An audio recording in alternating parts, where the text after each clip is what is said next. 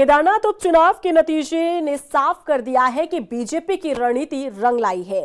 कांग्रेस की कोशिशों के बावजूद केदारनाथ सीट पर कमल खिला है और कांग्रेस को फिर हार का सामना करना पड़ा है। आखिर बीजेपी की जीत के लिए कौन से फैक्टर काम कर गए, देखिए इस रिपोर्ट में। केदारनाथ में खिला कमल, बीजेपी की मेहनत का दिखा असर, हाथ को मिली हार, कांग्रेस की नैया नहीं लगी पार।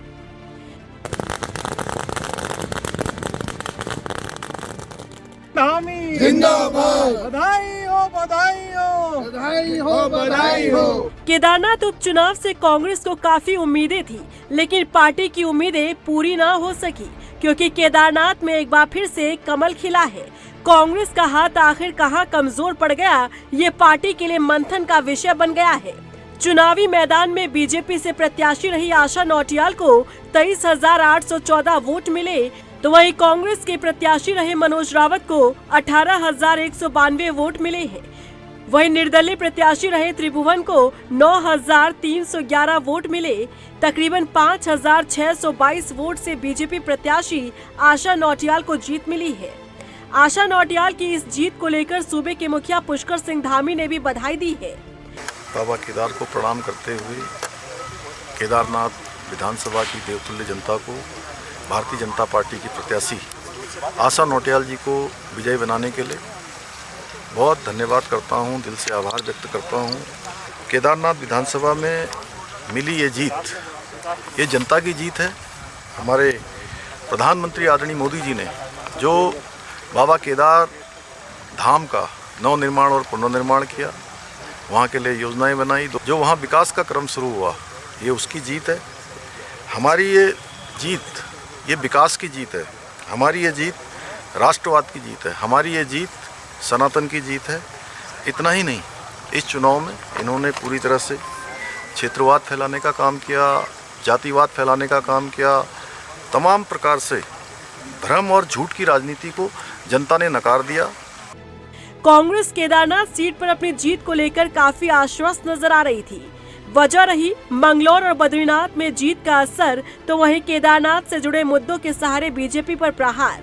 लेकिन केदारनाथ नतीजे ने कांग्रेस के सपनों पर पानी फेर दिया। कांग्रेस की हार को लेकर पूर्व मुख्यमंत्री हरीश रावत ने बीजेपी पर निशाना साधा है। भाजपा की सत्ता और शराब और धन बल की जीत है, मगर उत्तराखंड की हार है, उत्तराखंडी सरोकारों की हार है। मनोज रावत मेरी नज़र में आज भी जिन चीज़ों के खिलाफ उत्तराखंड खड़ा है, लड़ रहा है, आवाज़ उठा रहा है, उसके लिए एक मुफीद जनप्रतिनिधि है। केदारनाथ उपचुनाव की बागडोर संभाल रहे कांग्रेस नेता गणेश गोदियाल का कहना है कि ये हमारे लिए एक सीख है कि विपक्ष के वोटों का बिखराव कर बीजेपी सत्ता पर काबिज होती है।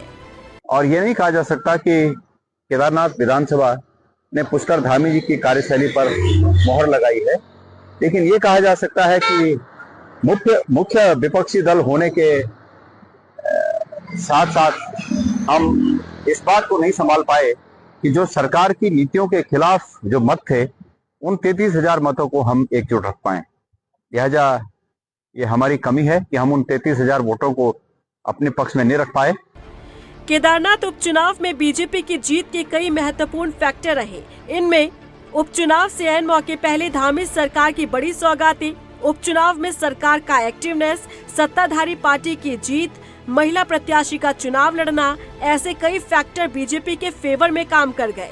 लेकिन वहीं दूसरी तरफ कांग्रेस कहां पिछड़ गई, कांग्रेस की मेहनत में कहां कमी रही, ये पार्टी के लिए मंथन का विषय है। रफ्तार मीडिया के लिए देहरादून से मनीष जंगवाल, सुशांत सिंह के साथ ब्यूरो रिपोर्ट।